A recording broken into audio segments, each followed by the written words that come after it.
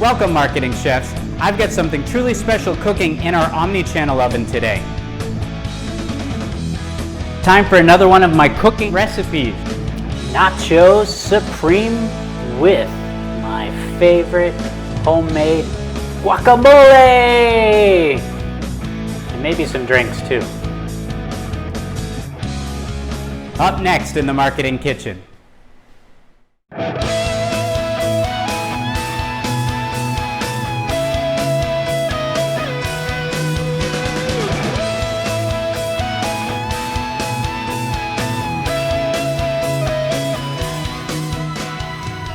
Welcome to the kitchen, the Marketing Kitchen. Hi, I'm Ron Vining, your host of Marketing Kitchen TV.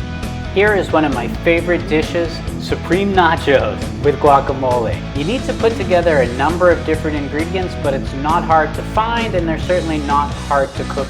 Some black beans, some chili peppers, different types of salsa, lime, avocados, cheese, preferably cheddar, sour cream, or you could get light Greek yogurt, light sour cream as well.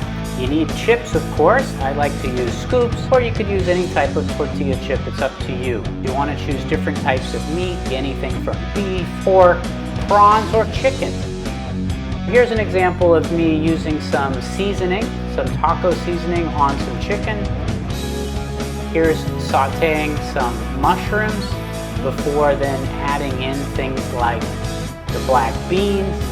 Saute them up on the stove together first before adding in some of your other ingredients. But it's really about what you would like to cook. So you're going to see in the pictures that I have here me cooking different types of meat because I make nachos quite frequently, so I'll be showing you some examples of some different ones.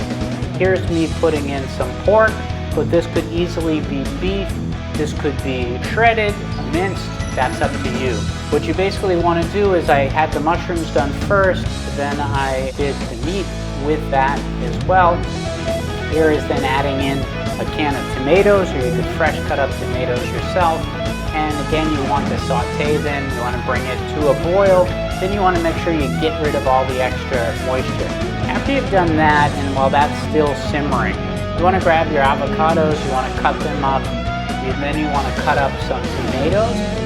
And what you're going to do is start making the preparations of putting guacamole together. You'll be amazed at how easy it is to make guacamole. You can see it in the top corner of that picture. It's just really about mashing up the avocado, putting in some chunks of tomato, putting in some lime, a little pinch of salt if you will too, and then if you've got to want to put some other seasoning, you can throw some in. I usually put black pepper. Sometimes I'll put some oregano or some parsley in it. And again, now on the stove top, everything is pretty much simmered to cook together.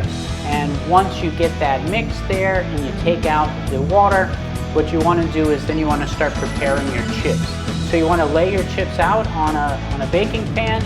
I typically like to use some silver foil below, and you want to layer this up. So I do a layer of all of the toppings, then some cheese. And again, here's some different photographs of me doing different types of cooks. Here I have a can of chili peppers, and I have them on the side just so that they can properly cook. But then as I eat, I usually take a bite of a chip, and then also then take a bite of pepper. But again, it's really about layering this. So it's chips, cheese, your mix, then chips, cheese, and your mix. Here actually, I had some leftover Doritos one time, and I used Doritos as my corn chips. And here's actually one of my most recent batches that I put together. And it's really just about layering it up and then put it in the oven. Now, typically you want to bake this for about 20 minutes. You don't want it too high and you don't want it too low. You don't want them to burn, so you have to check them often. But high heat is best. And here it is cooking up in the oven. Then show you some of the after effect. Here's what it looks like. See, those chips just started to get golden brown, just a bit singed, but they taste really good that way. And here's another one of the batches when they came out, what it looked like. And it's really nice to see that cheese melted. So you either want to wait till your chips start to turn really golden brown or just a bit crispy, or when you start to see that cheese melt or bubble. And here's what guacamole looks like when it's finished. and man, does that taste so good. Now, of course, what's good with it too? A little bit of tequila and some Corona as well. And here's what it would look like. This is typically something that I would put together before I'm about to watch a movie. And you can do it by yourself, or you can have a bunch of friends over, putting a whole medley out. But look at that. Look at how wonderful that pile looks, and then the peppers are on the side for this particular batch. And there's nothing like having the really hot on one side and the mild in the middle. And again, with the accompaniments of some extra salsa, with the guacamole, and with my Greek yogurt, or it could be sour cream, it's quite good. Hey, I got a new website coming out called AppFlix, so you should check that out. Here's what it looks like after I've dug into it. That was so good and so filling. I love it. Now, if you want to go really healthy, you can certainly just have guacamole, and you can have that with chips, and you could also make a little bit of a corn salad as well. You can use avocado with that, and then you could just dip chips into the two of those. And so rather than have nachos, that could be a side dish. One thing I love is to have a nice tropical drink with my supreme nachos. So that would be throwing in some Malibu and some mango juice. That's one of my favorites. Here's a secret. When I use the can of tomatoes, I use the leftover juice, and I have a tomato margarita. Yeah, that's right, a tomato margarita. Here's a traditional one with lime juice though, and that tastes even better. In future episodes, you can check out me making lemon cream pasta, and you can click on the link above for that,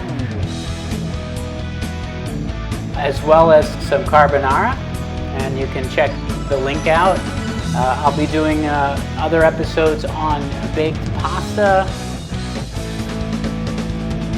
One of my favorites, eggplant parmesan. Man, the Italian side in me, that looks so good. And my favorite soups. And I love to make soups and stews, and I got a storytelling soup coming up. And then there's eggs, and more eggs. I know over 100 different ways to prepare eggs, and the different accompaniments that you can put to really make breakfast, lunch, or dinner out of eggs. And I'll share those with you in a future video. That's making me ready for breakfast now. And then of course, I also love, this could be a Mexican treat as well, stuffed peppers. You could put anything in those. Watch for upcoming recipes. I hope you enjoyed this episode. Remember, there's always fresh content simmering on our storytelling stovetop. So whatever happens in this kitchen shouldn't stay in this marketing kitchen. I'm Ron Vining, your host, reminding you to invite your family and friends to the next episode of Marketing Kitchen TV.